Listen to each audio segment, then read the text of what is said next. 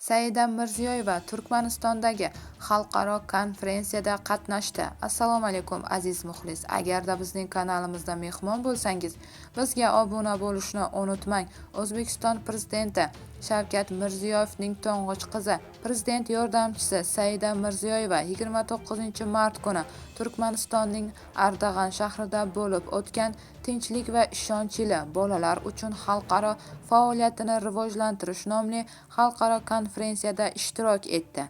Konferensiya Gurbagul Berdimuhamedov nomidagi qarovga muhtoj bolalarga yordam ko'rsatish bo'yicha xayriya jamg'armasi tashkil etilganining 4 yilligiga bag'ishlab tashkil etildi. Turkman xalqlarining milliy yetakchisi, Turkmaniston xalq maslahati raisi Gurbagul Berdimuhamedovning to'ng'ich qizi Gurbanguli Berdimuhamedov nomidagi qarovga muhtoj bolalarga ko'maklashish xayriya jamg'armasining tibbiy faoliyati bo'yicha vitse-prezidenti Oguljaxon Otaboyeva raisligi o'tgan tadbirda O'zbekiston, Turkiya, Eron, Rossiya, Qozog'iston, Xitoy, Tojikiston, Belorussiya, Qirg'iziston, Hindiston va boshqa mamlakatning davlat organlari va jamoat tashkilotlari, xalqaro tashkilotlar rahbarlari va vakillari ishtirok etdi.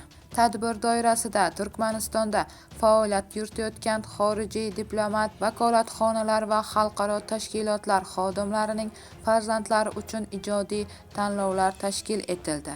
Ma'lumot uchun 2021-yil mart oyida tashkil etilgan mazkur xayriya jamg'armasi shu kabi profildagi xalqaro tashkilotlar bilan hamkorlikni faol rivojlantirmoqda.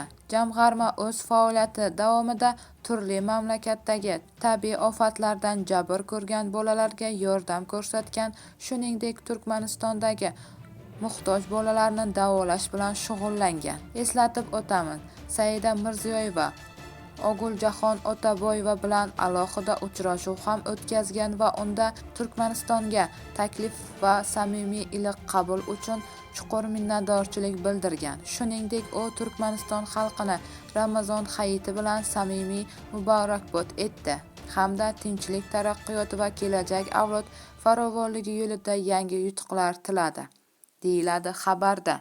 Bu xabarni barcha yaqinlarimizga jo'natib qo'yamiz hamda videomiz ostida bir dona like tugmasini bosishni unutmaymiz.